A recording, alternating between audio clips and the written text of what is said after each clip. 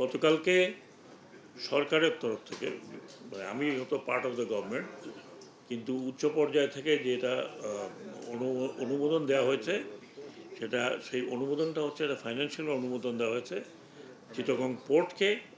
চিটাগং পোর্টের বিধি মোতাবেক চিটাগং পোর্ট যে কোনো সময় যদি প্রয়োজন মনে করে তাহলে অপারেটর নিয়োগ করতে পারবে এবং অপারেটরের সাথে চুক্তি করতে পারবে। তো প্রথমে আমাদের যেটা ছিল যে আমরা চিটাগং পোর্টকে দিব, এটা প্রেক্ষাপটটা বলি। প্রেক্ষাপটটা হচ্ছে আমাদের সাথে অনেকগুলো বছর যে কোম্পানিটি কাজ করছিল সাইফ পাওয়ার টেক, তাদেরকে আমরা গতবার কিন্তু তাদের চুক্তি বিশেষ করে এনসিটিতে শেষ হওয়ার পরে আমরা আবার মন্ত্রণালয় থেকে এক্সটেনশন দিয়েছিলাম ফর অপারেশন 6 মান্থস। এই 6 মাস শেষ হচ্ছে 7 তারিখে, 7 জুলাইতে। এবং সাইফ পাওয়ার টেকের যে এনসিটি পরিচালনাটা মনে রাখবেন, শুধু এনসিটি, অন্য কোনো কিছু না। এনসিটি পরিচালনাটা যেহেতু ডিপিএম মেথডে দেওয়া হয়েছিল, তো আমরা আর এক্সটেনশন তাকে দিচ্ছি না। তারা অন্যান্য জায়গায় অপারেশন করছে চিটাগং পোর্টের মধ্যে, সেখানে আমাদের কোনো সমস্যা নেই। তো এখানে দিচ্ছি না, সেই কারণে এটাকে টেম্পোরারি কাউকে পরিচালনা করতে হবে। আমরা ওটিএম করি নাই বা কিছু করি নাই, কারণ ওটিএম 3 মাস 4 মাস 5 মাসের জন্য ওটিএম করাটা যেমন একটা সময় সাপেক্ষ, এবং কাকে দিব এই 6 মাসের জন্য সে ইনভেস্টমেন্ট করতে আসবে কিনা, এটা এইসব বিবেচনা করে যেটা প্রথমে বিবেচনা হয়েছিল যে পোর্ট পরিচালনা করবে, পোর্ট ইটসেলফ। কিন্তু পোর্ট ইটসেলফ করলে আবার যেটা সমস্যা হবে ওটা হচ্ছে যে পোর্টের অন্যান্য কার্যক্রম যেগুলো, কারণ লোক তো একই, আমরা যদি এখান থেকে লোক নিয়ে একটু পরিচালনা করি, পোর্টের হয়তো অন্যান্য কার্যক্রমগুলোতে একটু সমস্যা হতে পারে।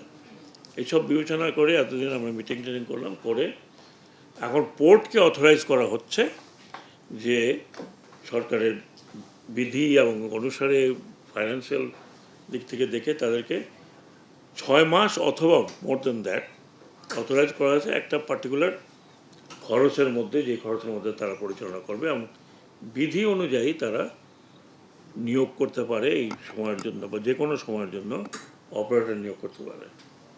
তো সেই অপারেটর নিয়োগটা পোর্ট ডিসাইডেড, এবং মন্ত্রণালয় থেকে গেছে, পোর্ট ডিসাইডেড যে আর কাউকে দেই না দেই, it should be given to the navy.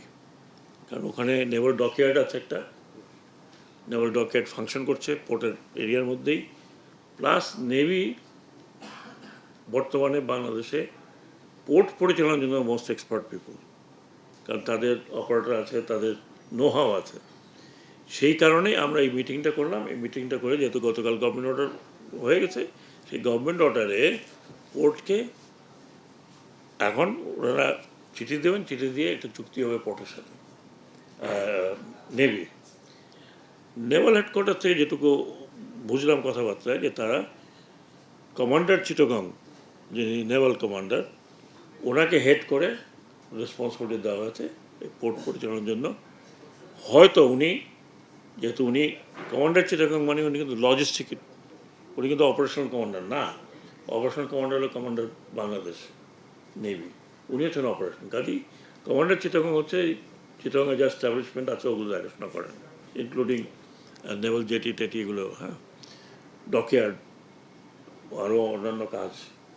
So উনি হেড করছেন। ওনার নাম হচ্ছে রিয়ার অ্যাডমিরাল এরশাদ। উনি হেড করছেন এবং ওনার তত্ত্বাবধানে এই কমিটি ফর্ম হবে, যেটা পোর্টের চেয়ারম্যান অথরাইজ করবেন।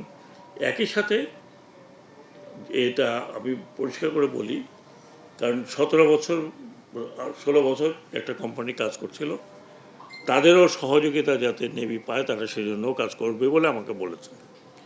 এবং আমাদের কোনো আপত্তি নেই তাতে, কারণ মোস্ট অপারেটর সবই তো তাদেরকে নিতে হবে।